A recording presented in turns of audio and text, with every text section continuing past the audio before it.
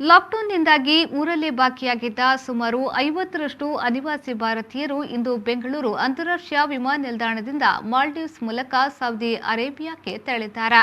ಕೆಲಸ ಕಳೆದುಕೊಳ್ಳುವ ಭೀತಿಯಲ್ಲಿದ್ದ ಇವರನ್ನ ದೇರಳಕಟ್ಟೆಯ ಫಾಹಿಮಾ ಇಂಟರ್ನ್ಯಾಷನಲ್ನವರು ವಿಶೇಷ ಮುತುವರ್ಜಿಯ ಮೂಲಕ ವಿದೇಶಕ್ಕೆ ಕಳುಹಿಸಿದ್ದಾರೆ.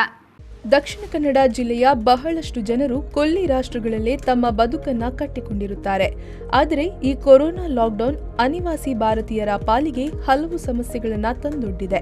ಕೆಲವರು ವಿದೇಶದಿಂದ ಊರಿಗೆ ಬರಲಾಗದೆ ಸಮಸ್ಯೆ ಅನುಭವಿಸಿದರೆ, ಊರಿಗೆ ಬಂದವರು ನಿಗದಿತ ಸಮಯಕ್ಕೆ ಮತ್ತೆ ವಿದೇಶಕ್ಕೆ ಹೋಗಲಾರದೆ ಚಡಬಡಿಸುತ್ತಿದ್ದಾರೆ. ಸೌದಿ ಅರೇಬಿಯಾ, ಯುಎಇ, ಕತಾರ್ ಮೊದಲಾದ ಕೊಲ್ಲಿ ರಾಷ್ಟ್ರಗಳ ದಿನಕ್ಕೊಂದು ನೀತಿಯಿಂದಾಗಿ ಬಹಳಷ್ಟು ಅನಿವಾಸಿ ಭಾರತೀಯರು ಊರಲ್ಲೇ ಬಾಕಿಯಾಗಿದ್ದರು. ಹಲವರಿಗೆ ತಮ್ಮ ಉದ್ದಿಮೆ ನಷ್ಟವಾಗುವ ಭೀತಿಯಾದರೆ ಕೆಲವರಿಗೆ ಉದ್ಯೋಗ ಕಳೆದುಕೊಳ್ಳುವ ಭೀತಿ ಎದುರಾಗಿತ್ತು. ಇವರ ಸಮಸ್ಯೆಯನ್ನ ಮನಗಂಡ ಫಾಹಿಮಾ ಇಂಟರ್ನ್ಯಾಷನಲ್ನವರು ಅವರನ್ನು ನಿರ್ಬಂಧವಿಲ್ಲದ ನೆರೆಯ ದೇಶಗಳಲ್ಲಿ ಕ್ವಾರಂಟೈನ್ ಮಾಡಿಸಿ ಕೊಲ್ಲಿ ರಾಷ್ಟ್ರಗಳಿಗೆ ಕಳುಹಿಸುವ ವ್ಯವಸ್ಥೆ ಮಾಡಿದೆ.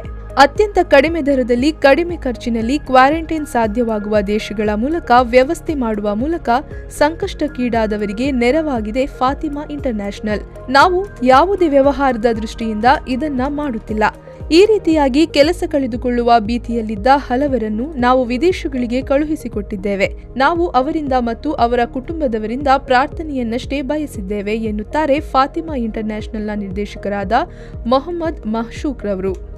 ಫಹಿಮಾ ಇಂಟರ್ನ್ಯಾಷನಲ್ ಟೂರ್ಸ್ ಆ್ಯಂಡ್ ಟ್ರಾವೆಲ್ಸಿನ 40 ಮಂದಿಗಳ ತಂಡ ಇದೀಗ 1.5 ಗಂಟೆ ಫ್ಲೈಟಲ್ಲಿ ಬ್ಯಾಂಗ್ಳೂರು ಏರ್ಪೋರ್ಟಿಂದ ಮಾಲ್ದೀವ್ಸಲ್ಲಿ 15 ದಿವಸ ಕ್ವಾರಂಟೈನ್ ಆಗಿ ಅಲ್ಲಿಂದ ಸೌದಿ ಅರೇಬಿಯಾಕ್ಕೆ ಪ್ರಯಾಣ ಬೆಳೆಸಲಿದ್ದಾರೆ.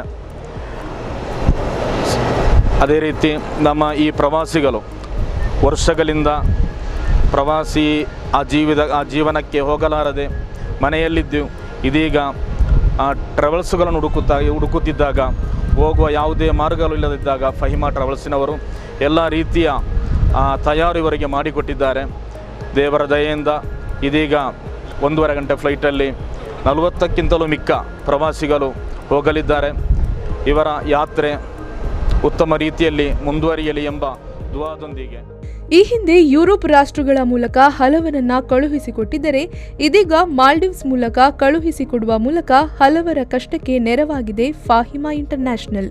ಈ ಬಾರಿಯೂ ದಕ್ಷಿಣ ಕನ್ನಡ, ಉಡುಪಿ ಸಹಿತ ಹಲವೆಡೆಯಿಂದ ಸುಮಾರು 50ರಷ್ಟು ಮಂದಿ ಬೆಂಗಳೂರು ವಿಮಾನ ನಿಲ್ದಾಣದಿಂದ ಮಾಲ್ಡೀವ್ಸ್ ಮೂಲಕ ಸೌದಿ ಅರೇಬಿಯಾಕ್ಕೆ ತೆರಳಿದ್ದಾರೆ. ಆರಿಫ್ ಕಲ್ಕಟ್ಟ, ವಿ4 ನ್ಯೂಸ್, ಉಳ್ಳಾಳ.